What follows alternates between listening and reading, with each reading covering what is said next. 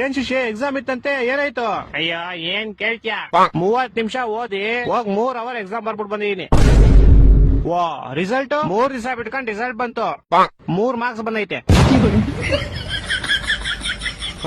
ಆಮೇಲೆ ನಮ್ಮಪ್ಪ ಮಾರ್ಕ್ಸ್ ಗಳನ್ನ 3 ನಿಮಿಷ ನೋಡಿ 3 ಅವರ್ ನಂಗೆ ಬೆಲ್ಟಲ್ಲಿ ಹೊಡೆದ್ರು.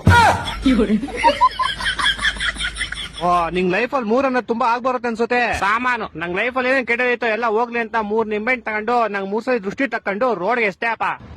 ಯಾರೋ ಒಬ್ಬ ಬೈವರ್ಸಿ ಅವ್ನ ಬೈಕ್ ನ ನಿಂಬೆಹಣ್ಣು ಮೇಲೆ ಹತ್ತಿಸ್ಬಿಟ್ಟು ಸ್ಕಿಡ್ ಆಗಿ ಅವ್ನ ಬೈಕ್ ನ ತಗೊಂಡೋಗಿ ಸೀದಾ ಕಂಬಕ್ಕಿಟ್ಟ. ಬಿಡು ಹೋಗಿ ನಿನ್ ಕೆಟ್ಟದೆಲ್ಲ ಆಕ್ಸಿಡೆಂಟ್ ಅಲ್ಲಿ ಹೋಯ್ತು ಅನ್ಕೋ. ನಾನು ಹಂಗೆ ಅನ್ಕೊಂಡ್ ಆರಾಮಾಗಿದ್ದೆ ಅಪ್ಪ. ಆದ್ರೆ ಆ ಗೋಳಿ ಮಗ ಮೂಲಲಿರೋ ಅಂಗಡಿಗೆ ಹೋಗ್ಬಿಟ್ಟು ಯಾರ್ ನಿಂಬೆಹಣ್ಣು ಇಸಿದ್ರು ಅಂತ ಕ್ಯಾಮ್ರಾ ಚೆಕ್ ಮಾಡ್ಕೊಂಡು ನಮ್ ಮನೆಗ್ ಬಂದ್ 3,000 ರೂಪಾಯಿ ಇಸ್ಕೊಂಡೋದ. ನಮ್ಮಪ್ಪ ಅದೇ ಬೆಳ್ತ ಇನ್ನೂ 3 ಅವರ್ ಹೊಡೆದ್ರು.